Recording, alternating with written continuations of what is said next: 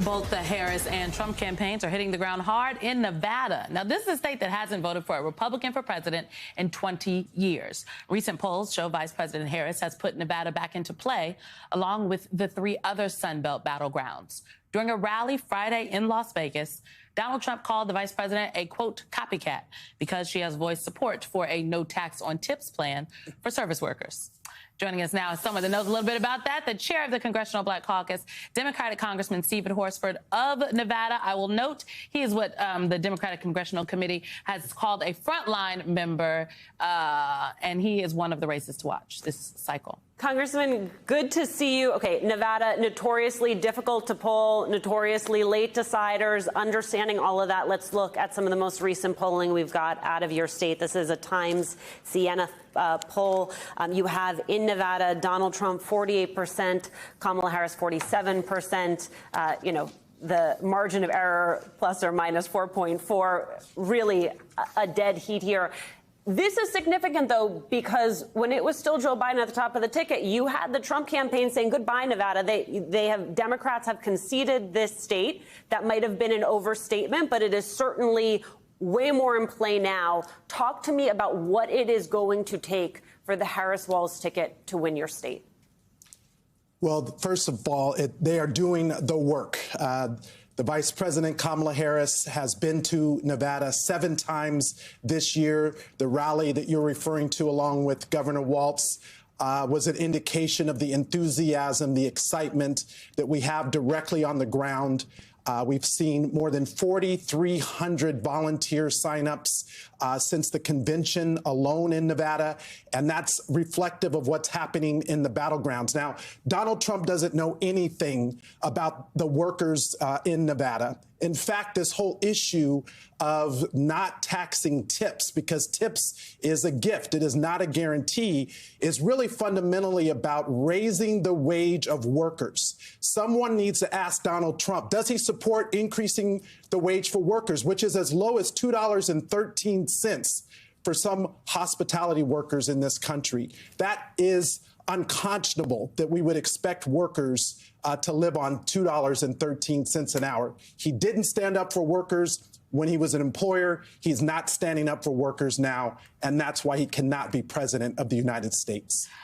Congressman, can we just drill down a little bit more on this tax on tips situation? Because when Donald Trump first started talking about this issue, some folks said, oh, that's a throwaway. He's just saying things. And I was like, he's just not saying stuff. Like, this is something that if you talk to, not just in Nevada, but I mean, like, working class, people who work in the service industry across the country, this is something that's important to them. It's also important to owners and operators, okay? Because many of these folks are small businesses, if we're talking about restaurants. I think that the vice president's policy is good policy, but it's also good politics. Just why is this tax on tips such an issue? Because we are hearing about it in Nevada, and if you could just break it down for people that probably don't know. It's really about the vice president's opportunity agenda, an opportunity economy that works for everyone.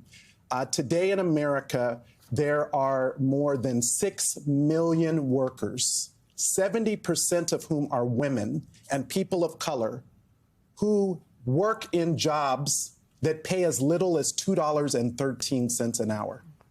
No one can live on $2.13 an hour. Fortunately, Nevada is the gold standard. We pay higher than the federal minimum wage, and because of that, our workers excel. But that's because we have unions that fight for workers, like the Culinary Workers Union. But all over the country, this is an issue. The Vice President, Kamala Harris, understands that. That's why she supports raising the wage for workers and eliminating this tax on tips, because tips are not a guarantee.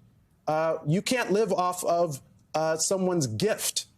You can't pay the rent off of someone's gift. So I commend Kamala Harris for coming out with a balanced approach, one that increases the wage and addresses this issue, that a tax is a gift, it is not a guarantee, and therefore should not be taxed. I will be introducing legislation in September that mirrors the work that the vice president, her position on this issue. But beyond that, she's also fighting to pass a child tax credit worth $6,000, which helps families. She's focused on building 3 million new homes in America. That will drive down the cost of rent and make housing more affordable. She's focused on helping more small businesses and entrepreneurs. 16 million businesses created in the last 3 years with her as a governing partner. But now we got to make sure those businesses excel, that they actually thrive, that they grow. At the same time that there are forces trying to take away the tools of opportunity,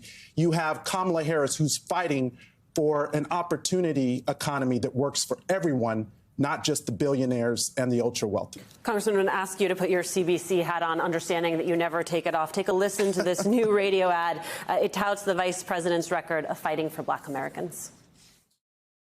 Standing up for everyday Americans is at the very foundation of who Kamala Harris is.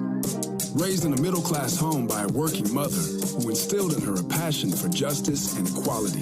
That's why when Kamala Harris became district attorney, she stood up for our kids, keeping them safe by prosecuting sex offenders. She also pioneered a program to give nonviolent drug offenders a second chance. As president, Kamala Harris will continue the fight for everyday Americans.